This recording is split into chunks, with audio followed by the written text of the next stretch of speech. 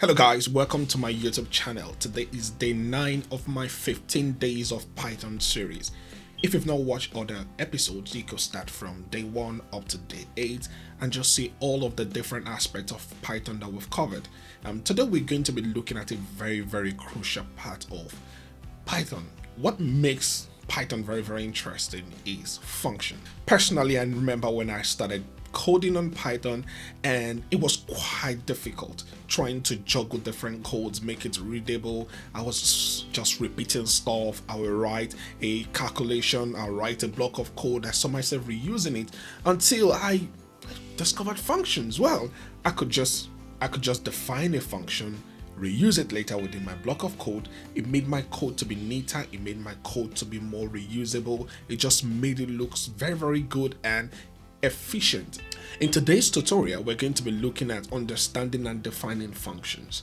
How do you define functions within your block of codes? We'll be using parameters, arguments, and default parameters, and we'll also be returning values from functions. How do you use the return and bring in values from the function that you've already defined? And we'll be understanding the scope and lifetime of variables. We'll be looking at the different kinds of variables you could have while working with a function. And finally, just like we've been doing in other things we've been doing in the 15 days of Python, we will be applying these functions in practical examples. And I'm going to give you an exercise to try it out and we'll see how we go. Let's get in. Functions. What are functions? You may have had problem while working with your block of code, just like the one I defined earlier, where you find yourself reusing different block of codes while trying to just do a simple calculation. Functions are block of codes that perform a specific task and can be reused in a program. So what functions do is they help to make programs modular and easier to understand.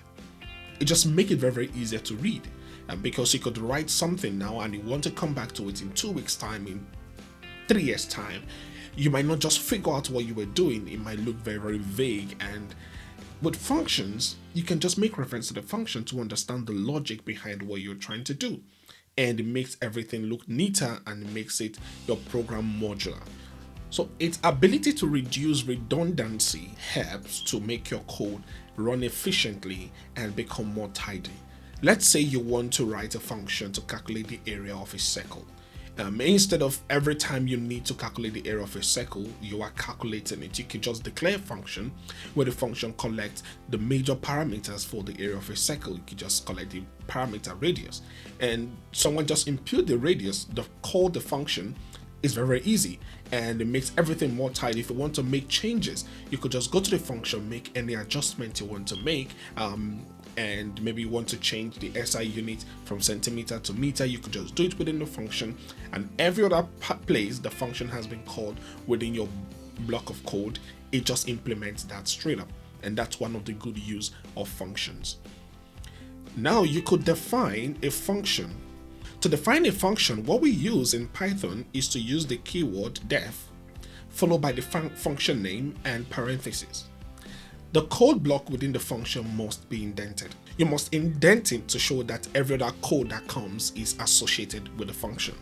And here I'm just having a simple function. The function here is just to return hello world.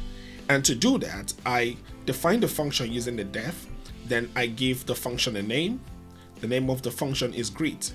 And when you call the function greet, the output should be hello world. This is what should be printed. So this is how I call the function. I just come to calling the function, I call greet. The moment I call greet, the output is going to be hello world. This is just the simplest form that you could have it, just to explain what function is. You have the def to show that I want to define a function. You give the function a name and you indent every other activity you want to follow after the function name, and in this case it's just to print the hello world. You could have more complicated use case where you need to define parameter within your function. Maybe you don't just want to print hello world, you rather want to take a username. You want to take a name and allow the function to say hello, the person's name. So the parameters, what are parameters? Parameters are the variables listed inside the parentheses in the function definition. So when you put a particular variable within the function definition, you are actually putting in a parameter. And the argument are the values passed to the function when it's being called.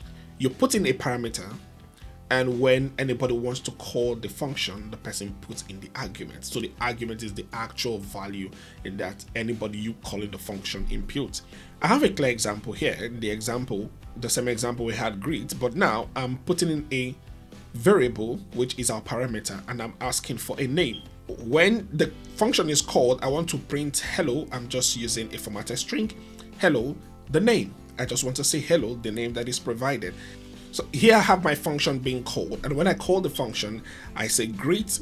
I put in the argument, and the argument here is Alice. Hello, Alice. That is what is going to be printed based on what I have already defined up above. The next is I could have a default parameters. There could be instances where I don't just want the function to throw in an error when the user forgets to put in a parameter, to put in an argument. I could say I want to set a default parameter. If an argument is not passed, the default is used.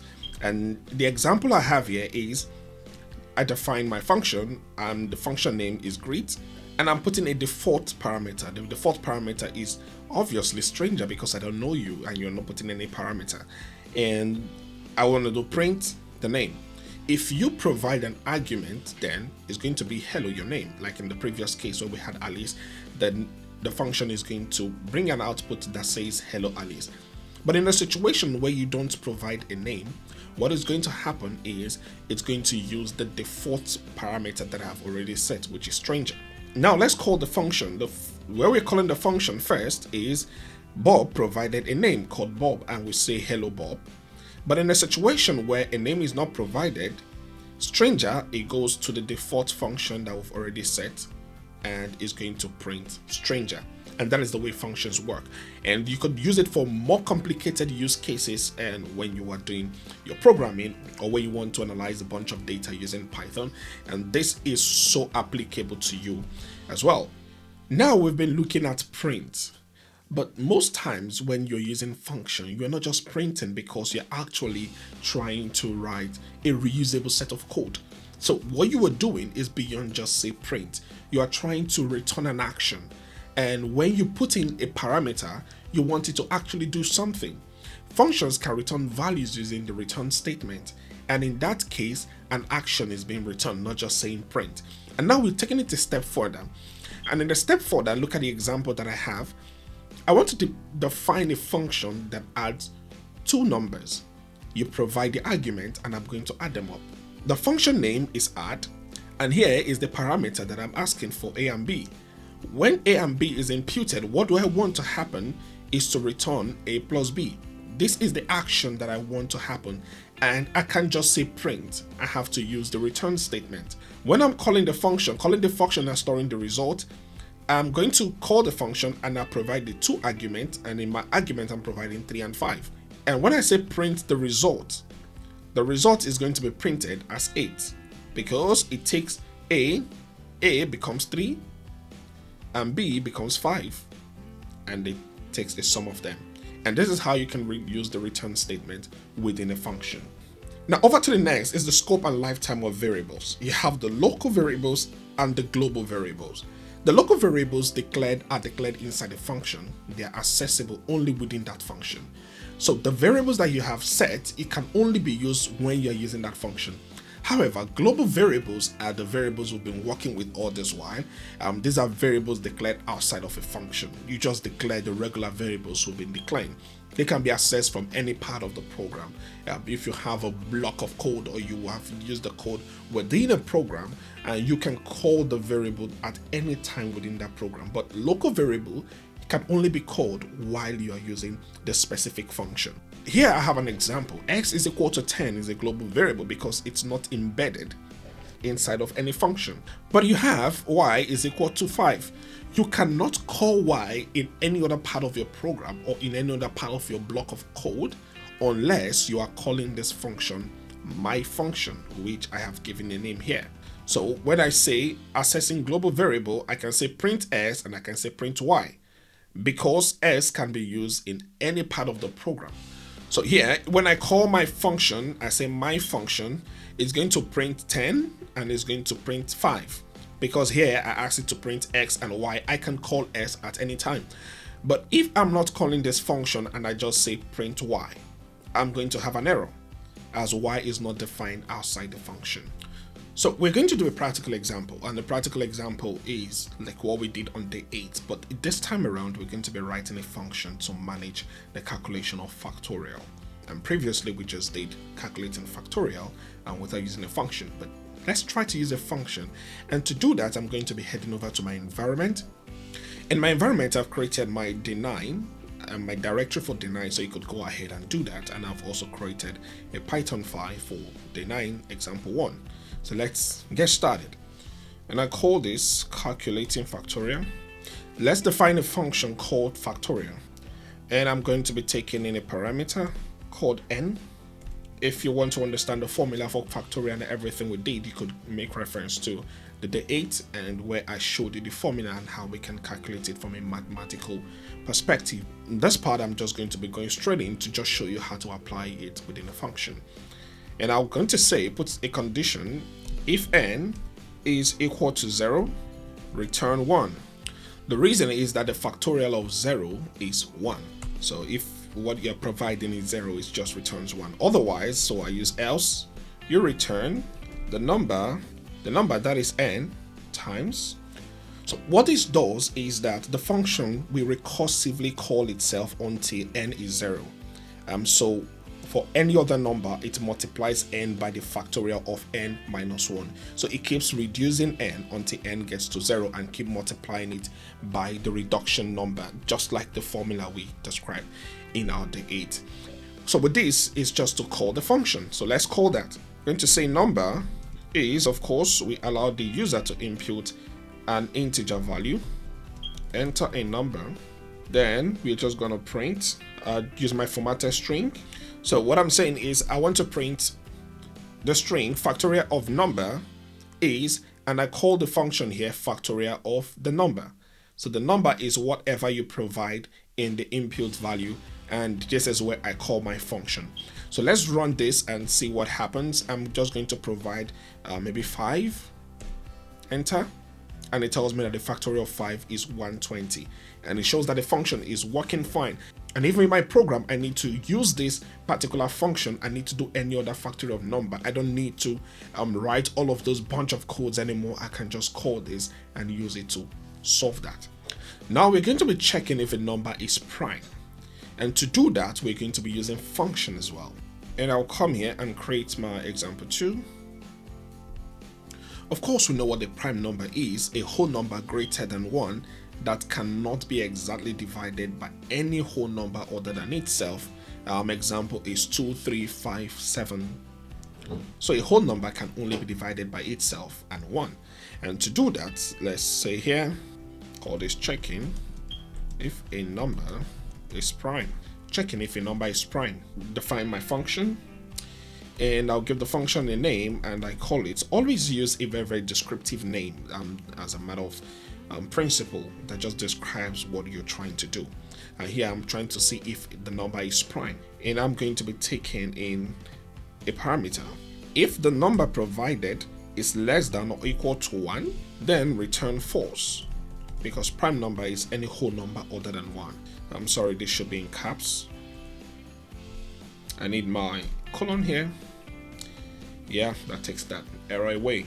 So if the number provided is less than or equal to 1, return false. Then I can now use my loop to say for I in range. The range is going to start from 2 to the square root of the number. To the square root, I just say raised to power 0.5 is the square root plus 1. So if n, the remainder of I, is equal to 0, return false as well. Else you return true. So essentially what my function is doing, the function checks for divisibility from 2 to the square root of n. If any divisor is found, the number is not a prime number. And I'm going to be calling this function quickly. Number, so number, I'm going to be allowing the user to input a number. And when you input that number, I'm going to say if I'll call my function is prime, the number you've provided, if it's prime, I'm just going to print the number is prime. So this is just me printing like an output to mention what the decision is based on the conditions I've set. Else, you just say the number is not prime. Let's test this. I can run this. I put in 7. 7 is a prime number. What if I put in 4? Let's run this again. I put in 4. 4 is not a prime number. Then for the exercise that you'll be doing is you'll be writing a Python function that takes a list of numbers as input and returns the largest number in the list. We've done this before. All you just need to do is to take the previous code we've written in other days and just try to apply a function to it. Try that on your own and use mine as correction. I'm going to be doing it now and just to show you how to do it. I'll create a new one and call this exercise 1. This is function to find the largest number in the list. Define my function, and don't forget we'll say use very descriptive function name, find largest, and I'm going to be taking a parameter called numbers. The largest, we've done this before, so just make reference to that. It takes like the initial value, largest number, there should be numbers, sorry, and just takes an initial number from the list of numbers you've provided, and I'm going to use my loop and say for num in numbers. I could also say for number in numbers, but let me just use for num. If num is greater than the largest becomes that number. And when I'm done with everything, I'm just going to exit my for loop and I'm going to say return the largest. Now let's call the function, and just like we've been doing, we're going to ask the user to input a list of numbers, and after that we're going to return it. Here I'm setting a parameter called numbers, and I'm asking the user to input the numbers, and after that I'm just going to do a split of it just like we did in the previous day, and after that I'm just going to print the largest number calling my function find largest from the list of numbers the user has provided. Can we try this and see how that would work? And it tells me here enter numbers separated by spaces, and I'll just enter list of numbers separated by spaces, and once I click on enter, it tells me that the largest number from the list is 7. You could try this on your own, and don't forget the use of function can also go broader than just printing out results and doing all of that. You could use it for data transformation, you could use it for writing your programs. Try this on your own, try a couple of more things, and I believe you're going to get a hands-on on it. And with this, I'm going to be coming to the end of this video. Please like and subscribe, share, and so that others can have visibility to this material as well, and also learn how to work with Python. Going to see my next video. Bye.